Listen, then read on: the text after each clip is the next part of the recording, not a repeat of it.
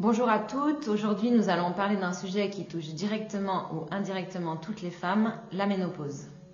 Alors voici une question clé, pourquoi certaines femmes traversent cette étape sans encombre alors que d'autres rencontrent de grandes difficultés?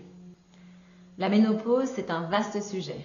Tout d'abord, je vais vous expliquer les mécanismes physiologiques de la ménopause. Elle correspond à un arrêt définitif des règles autour de 50 ans. Elle est précédée par la périménopause ou préménopause et c'est vraiment une phase de transition qui va être marquée par des cycles irréguliers. Donc une femme, elle est vraiment dite ménopausée quand les menstruations se sont complètement arrêtées depuis minimum 1 an. Que se passe-t-il alors d'un point de vue hormonal ? Les ovaires ont cessé de produire des œstrogènes et de la progestérone et ces hormones, elles avaient des rôles cruciaux dans notre corps. Quand les œstrogènes diminuent, cela va entraîner plusieurs changements dans le corps. Tout d'abord, on peut avoir une prise de poids parce qu'une baisse des œstrogènes, ça rend notre corps plus sensible à l'insuline. Donc cette sensibilité à l'insuline, j'en ai déjà parlé, mais ça peut vraiment entraîner une prise de poids, surtout au niveau abdominal.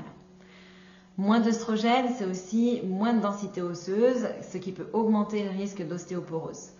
De plus, on a une fragilité des artères qui peut favoriser l'hypertension et les maladies cardiaques. Enfin, les fluctuations hormonales, ça peut provoquer de l'anxiété, des troubles de l'humeur et de la fatigue. Quand on a moins d'œstrogènes, on a aussi la peau qui perd sa fermeté et la sécheresse vaginale devient plus fréquente parce qu'on a vraiment les œstrogènes qui aident à maintenir l'hydratation des tissus. Donc quand ils s'en vont, on perd cette faculté à hydrater tout ce qui est muqueuse. Donc la grande question, c'est est-ce qu'on peut encore produire des œstrogènes à la ménopause? Alors oui, on peut en produire, mais une version moins puissante que l'œstradiol qui était produit par les ovaires. Donc ce sont des œstrogènes qui vont être produits par une autre machine métabolique du corps. En effet, on a deux petites glandes qui sont situées sur nos reins, que l'on appelle les glandes surrénales, qui vont produire de la DHEA qui va ensuite être transformée en œstrogène dans nos tissus gras. Et comme les œstrogènes ont plein de vertus, nous avons tout intérêt à ce que cette ligne de production, elle fonctionne au top. Du coup, si vous avez bien suivi, il va falloir deux choses pour optimiser la production d'œstrogènes à la ménopause. La première chose, c'est des glandes surrénales en bonne santé. Et la deuxième chose, c'est assez de tissus gras pour pouvoir faire la transformation jusqu'en œstrogène. Donc si vous avez un stress chronique important, vous avez fatigué vos glandes surrénales qui doivent aussi sécréter les hormones de résistance au stress. Et elle ne pourra pas produire et toutes les hormones de résistance au stress comme le cortisol et produire les œstrogènes à la ménopause. Donc c'est pour ça qu'il faut en tenir compte. Donc vraiment, comment on va pouvoir agir pour accompagner ces changements? On va travailler sur la nutrition, mais aussi sur un mode de vie adapté qui peut vraiment transformer cette période de transition en une étape beaucoup plus harmonieuse. Donc en gros, si on résume, il va y avoir 3 grands profils de femmes qui vivent la ménopause. Le profil 1, c'est des femmes avec des surrénales en bonne santé, donc avec un stress chronique plutôt bas et un tissu gras adéquat. Donc elles vont avoir beaucoup moins de troubles de la ménopause.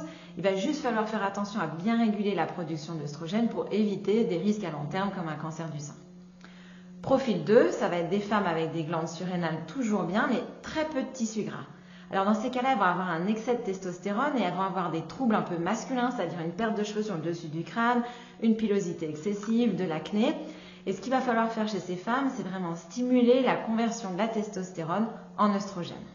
Et le troisième profil de femmes, donc ça va être des femmes avec des surrénales épuisées par un stress chronique. Donc elles ne vont même pas réussir à commencer cette machine de production, donc il n'y aura pas du tout de production d'œstrogène ni de testostérone. Donc dans ces cas-là, il va y avoir vraiment beaucoup de troubles. Donc c'est ces femmes-là qui ont beaucoup de bouffées de chaleur, des pertes de libido, de la sécheresse de la peau, des troubles de l'humeur. Donc tout l'enjeu, ça va vraiment être de remettre en forme les glandes surrénales et d'assurer ensuite que toute la chaîne de transformation va se dérouler au top jusqu'au bout. Donc au final, vous l'avez compris, 3 profils de femmes et 3 prises en charge très différentes. Donc ce sont vraiment ces prises en charge que je vais détailler dans mes programmes d'accompagnement. Vous pouvez aussi en discuter avec un thérapeute spécialisé en santé fonctionnelle de la femme, mais vous avez bien compris qu'on peut vraiment agir.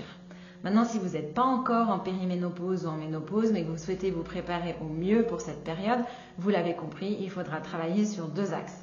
1, la gestion du stress, donc relaxation, respiration, méditation, travailler votre sommeil. Et deuxième axe, c'est optimiser cette production d'œstrogènes, donc avec une alimentation équilibrée, une complémentation éventuellement en plantes et en oligo-éléments pour assurer qu'effectivement la cascade se passe bien. Donc la ménopause, ce n'est pas une épreuve, mais c'est une transition qui peut être très bien vécue avec des adaptations nutritionnelles et un mode de vie sain. Donc maintenant, vous avez un peu quelques clés pour comprendre cette étape et pouvoir agir de manière proactive et identifier également dans quel profil vous vous situez. Donc si cette vidéo vous a aidé à y voir plus clair, pensez à vous abonner pour écouter d'autres contenus sur la santé féminine et partager vos expériences en commentaire.